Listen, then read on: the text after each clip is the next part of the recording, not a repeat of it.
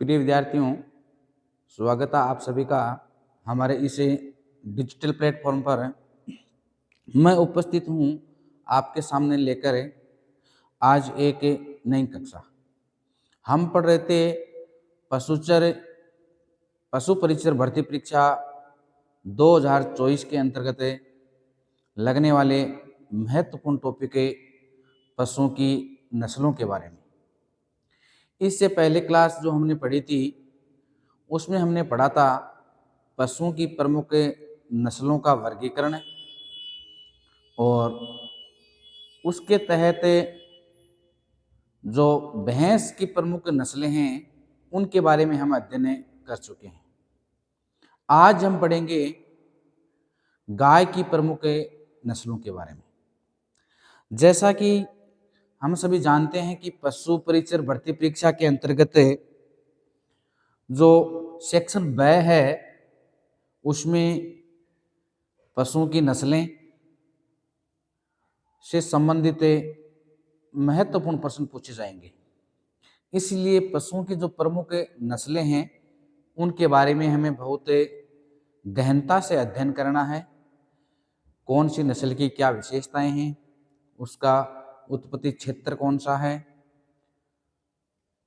शारीरिक बनावट कैसी है उनकी, और अन्य उनकी क्या विशेषताएं हैं, उन सभी के बारे में हमें पढ़ना है। तो जो हमारी पहली कक्षा थी उसके अंतर्गत हमने पढ़ा था भैंसों की नस्लों के बारे में। आज हम पढ़ेंगे गाय की प्रमुख नस्लें। तो करते हैं आज की क्लास की शुरुआत और पढ़ते हैं गाय की नस्लें। जैसा कि आप पीपीटी में देख पा रहे हो कि एक तरफ पे लिखा हुआ है भैंस और दूसरी तरफ है गाय। यहाँ गाय और जो भैंस प्रमुख पशु हैं उनके शारीरिक तुलना की गई है कि दोनों पशुओं की जो शारीरिक बनावट है उसकी यहाँ तुलना की गई है कि दोनों प्रकार की जो पशु हैं उनके शरीर की संरचना कैसी है।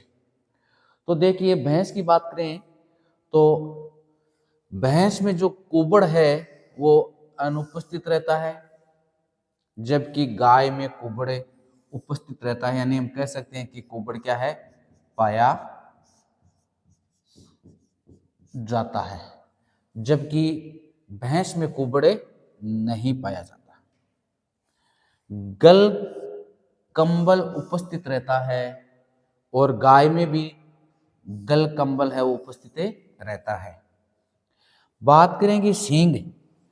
जो भैंस के सींग हैं वो चपटे होते हैं। कैसे होते हैं? चपटे, यूं चपटे होते हैं। जबकि जो गायें हैं उनके जो सींग होते हैं वो कैसे होते हैं? गोल होते हैं।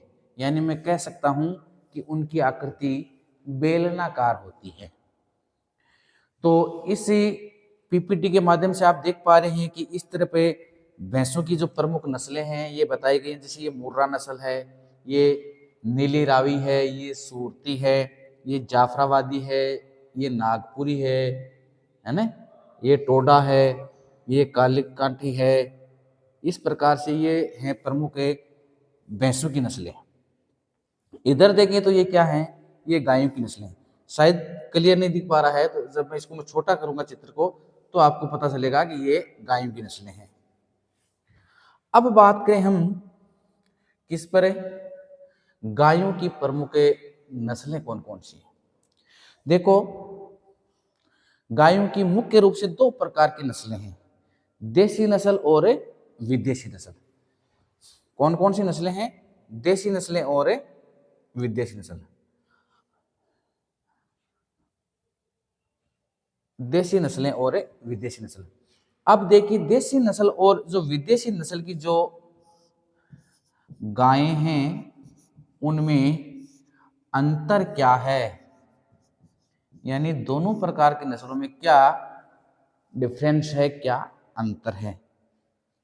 बात करें देसी नस्ल और विदेशी नस्ल की जो गायें हैं उनमें अंतर की, तो बात करें दुग्ध उत्पादन की दृष्टि से अगर हम देखें तो देसी नस्ल की गायें हैं वो कम दूध देती हैं, जबकि विदेशी नस्ल की जो गायें हैं वो ज्यादा मात्रा में दूध देती हैं।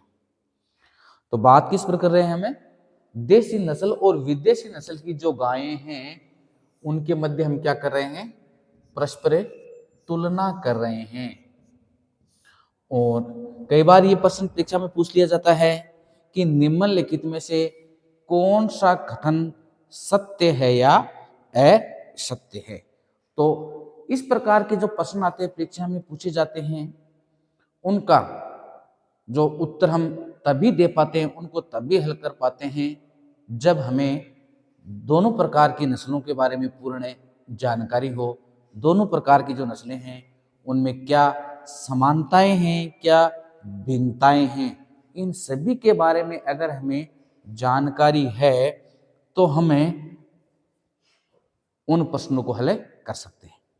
तो देखिए बात कर रहे हैं हमें किसकी, दुग्ध उत्पादन की दृष्टि से देसी नस्ल की गायें हैं वो कम दूध देती हैं, दूध उत्पादन कम होता है, लेकिन जो विदेशी नस्ल की गायें हैं वो दूध है वो ज्यादा मात्रा में देती हैं।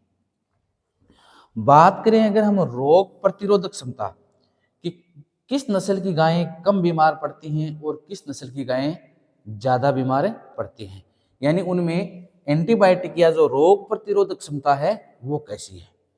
तो रोग प्रतिरोधक क्षमता के आधार पर जो देशी गायें हैं वो विदेशी नस्ल की गायों की अपेक्षा श्रेष्ठ हैं। क्यों? क्योंकि देशी गायों में रोग प्रतिरोधक क्षमता ज़्यादा पाई जाती है, यानी हम कह सकते हैं कि वो बीमार बहुत कम पड़ती हैं। विदेशी नस्ल की गायें हैं उनमें रोग प्रतिरोधक क्षमता कम है, इसलिए वो ज़्यादा बीमार पड़ती हैं। बात करें आहार की दृष्टि से तो जो देशी नस्ल की गायें हैं उनके लिए कम आहार की आवश्यकता पड़ती है और विदेशी नस्ल की जो गायें हैं उनके लिए ज़्यादा आहार की आवश्यकता पड़ती है। बात करें वजन तो देशी नस्ल की गायों का वजन कम होता है और जो विदेशी नस्ल की गायें होती हैं उनमें वजन ज़्यादा होता है। आकार, जो देसी नस्ल की गायें हैं उनका आकार छोटा होगा और जो विदेशी नस्ल की गायें हैं उनका आकार क्या होगा, बड़ा। तो यहाँ हमने क्या देखा, देसी और विदेशी नस्लें हैं जो किसकी, गाय की, उन दोनों के मध्य क्या अंतर पाया जाता है वो हमने यहाँ पढ़ा। ठीक है, इन सभी प्रकार के जो फैक्ट हैं, तथ्य हैं, इनको आप नोट्स बनाते चलिए साथ में, क्योंकि ये सभी बातें हैं वो परीक्षा की दृष्टि से बहुत ही उपयोगी हैं। बात करते हैं आगे, गाय की जो दुधारू नस्ल होती हैं,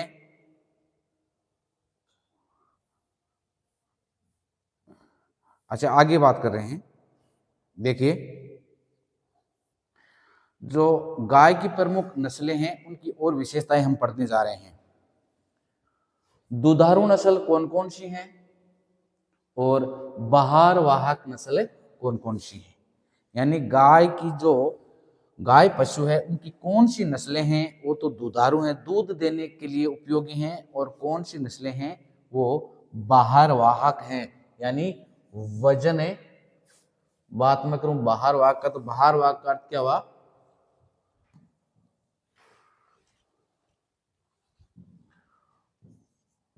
वजन ढोने हेतु उपयोगी हैं, वजन ढोने हेतु उपयोगी। दुग्ध की जो इनकी मात्रा है वो 1600 लीटर से अधिक होती है प्रति ब्यांत में, और जो बाहर वाहक नस्लें हैं उनका जो दूध है वो 6000 लीटर से कम होता है प्रति ब्यांत में। ब्यांत का मतलब होता है एक बार अगर कोई पशु ब्याता है तो उस एक ब्यांत का जो समय होता है उसमें जो दुधारू नस्ल की गायें हैं वो 1600 लीटर से अधिक दूध देती हैं, जबकि जो बाहर वाहक नस्लें हैं वो 600 लीटर से ही कम दूध देती हैं।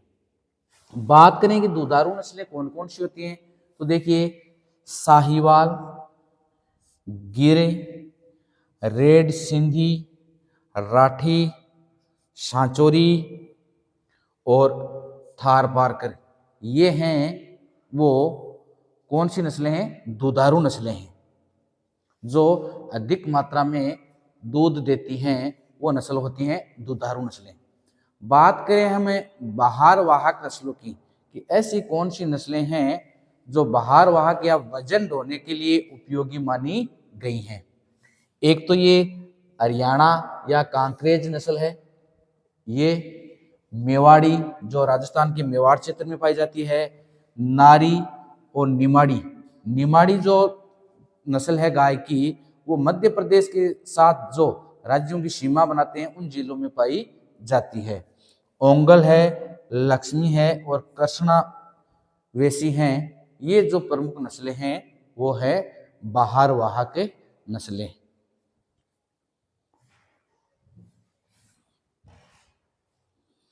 आगे देखिए, अब हम पढ़ेंगे विदेशी नस्ल की दुधारू नस्लें कि गाय की जो देसी और विदेशी नस्लें हैं उनमें विदेशी नस्ल की दुधारू नस्लें कौन कौन सी हैं, विदेशी नस्ल की कौन सी गायें हैं जो दूध देने के लिए उपयुक्त है।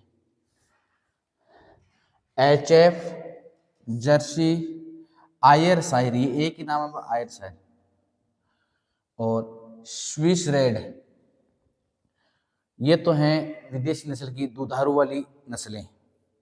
मांस के लिए विदेशी नस्ल की कौन सी गायें उपयुक्त मानी जाती हैं, शॉर्ट हॉर्न, अंश और हैमरफोल्ड, ये जो नस्लें हैं वो मांस के लिए उपयुक्त मानी जाती हैं। बढ़ते आगे और अब हम पढ़ेंगे एक एक नस्ल के बारे में विस्तार से। सबसे पहले हम पढ़ने जा रहे हैं विदेशी नस्ल की पहली जो गायों की नस्ल है होलिस्टीन फ्रीजियन, जिसे HF के नाम से जाना जाता है शॉर्ट में, होलिस्टीन फ्रीजियन। चित्र में आप देख पा रहे हो, इसका उत्पत्ति स्थल कौन सा है, ओलैंड। उत्पत्ति स्थल कह सकते हैं, या वर्तमान में ये सर्वाधिक मात्रा में कहाँ पाई जाती है, क्षेत्र की बात करें तो कौन सा राष्ट्र है, ओलैंड राष्ट्र या होलैंड देश में ये नस्ल पाई जाती है। दूध की मात्रा कैसी होती है, सर्वाधिक, यानी ये सर्वाधिक मात्रा में क्या देती है, दूध देती है। वसा की बात करें तो वसा बहुत कम होती है, 3 से 3.5 के बीच में फैट की मात्रा होती है। बात करें दूध की तो 6150 लीटर पर ब्यात में ये दूध देती है। रंग गहरा व सफेद धब्बे युक्त होता है। देखिए आप चित्र में देख पा रहे हैं कि रंग कैसा होता है, गहरा काला है और सफेद क्या है, धब्बे हैं जगह जगह। और इसका शरीर त्रिकोणाकार का होता है, त्रिकोण के आकार का होता है। तो ये थी गायों की पहली नस्ल, कौन सी, होलिस्टीन फ्रीजियन। होलिस्टीन फ्रीजियन जिसे HF के नाम से जाना जाता है। अब हम बढ़ते हैं आगे और देखते हैं दूसरी नस्ल के बारे में। दूसरी नस्ल है विदेशी नस्लों में जर्सी, इसे आइसलैंड ऑफ जर्सी भी कहा जाता है और ये विशेष रूप से कहां पाई जाती है, इंग्लैंड में पाई जाती है। बात करें दूध काल की तो दूध काल सबसे लंबा है, लगभग 365 दिन, यानी सुबह के समय गाय दूध देती है और शाम के समय वो ब्याह जाती है, यानी प्रजनन हो जाता है। वसा है वो इसके दूध में सर्वाधिक मानी गई है, 5 से 5.59 तक इसकी फैट की मात्रा है। सबसे जल्दी यौनावस्था प्राप्त कर लेती है, यानी यौनावस्था की हम बात करें तो कह सकते हैं कि ये प्रजनन के लिए बहुत ही जल्दी ही तैयार हो जाती है। सबसे इसकी लंबी उम्र भी मानी गई है, उम्र भी बहुत लंबी है, अर्थात इसका जीवन काल भी लंबा है। सबसे ज्यादा बच्चे देने वाली नस्ल है ये। विदेशी नस्ल में सबसे छोटे आकार की है, सिर इसका तस्तरी नुमा है। कैसा है? तस्तरी नुमा इसका सिर है। इसे डेयरी काऊ भी कहा जाता है। क्यों? दुग्ध अत्यधिक देगी और दुग्ध में फैट की मात्रा होगी, तो निश्चित रूप से ही डेयरी जो उद्योग है उसे डेयरी उद्योग हेतु ये नस्ल सर्वश्रेष्ठ होगी, तो इसे डेयरी काऊ भी कहा जाता है। ठीक है, तो ये हमने पढ़ा दूसरी नस्ल के बारे में। कौन सी थी? जर्सी, जिसको किस नाम से जाना जाता है? आइसलैंड ऑफ जर्सी के नाम से जाना जाता है। बढ़ते हैं आगे। तीसरी नस्ल है ब्राउन स्विस। स्विस यानी स्विट्जरलैंड। तो इसका उत्पत्ति स्थल या मूल क्षेत्र कौन सा हो गया? स्विट्जरलैंड। इसके दूध में सर्वाधिक मात्रा में लैक्टोज पाया जाता है, 5.5 तक। क्या पाया जाता है? लैक्टोज पाया जाता है। और इसका जो दूध है वो सर्वाधिक क्या होता है? मीठा होता है। कई बार परीक्षा में यह प्रश्न पूछ लिया जाता है कि गाय की वह नस्ल कौन सी है जिसका दूध सर्वाधिक मीठा होता है, तो वो कौन सी है? Brown Swiss. ये आप चित्र में देख पा रहे हैं कि ये जो नस्ल है यह है ब्राउन स्विस नस्ल है। क्या पढ़ा इसके बारे में? कहाँ पाई जाती है? स्विट्जरलैंड में। सर्वाधिक लैक्टोज होता है 5.5 तक के, और दूध सर्वाधिक मीठा होता है। तो ये तीन प्रमुख बातें पढ़ी हमने किसके बारे में? ब्राउन स्विस के बारे में। बढ़ते हैं आगे। चौथी नस्ल है आयरशायर। ये नस्ल मुख्यतः कहाँ पाई जाती है? स्कॉटलैंड की। यह सबसे सुंदरतम नस्ल है और सबसे उग्र नस्ल है। उग्र का मतलब है इस नस्ल की जो गायें होती हैं उनका स्वभाव थोड़ा उग्र होता है, वो झगड़ालू प्रवृत्ति की होती हैं। या तो ये है गायों की विदेशी नस्लों के अंतर्गत चौथी नस्ल आयरशायर। बढ़ते हैं आगे और देखते हैं विदेशी नस्लों में अगली नस्ल के बारे में। अगली नस्ल है रेड डेन। कौन सी नस्ल है? Red Dane. अब डेन है तो यह निश्चित रूप से कहाँ पाई जाती है? डेनमार्क में। मूल रूप से इसका जो उत्पत्ति स्थल है वो कौन सा है? डेनमार्क है। रंग इसका कैसा है? बिल्कुल देखिए लाल रंग की है ये। सर्वाधिक भारत में बात करें तो सर्वाधिक ये कहाँ पाली जाती है? कर्नाटक में पाली जाती है।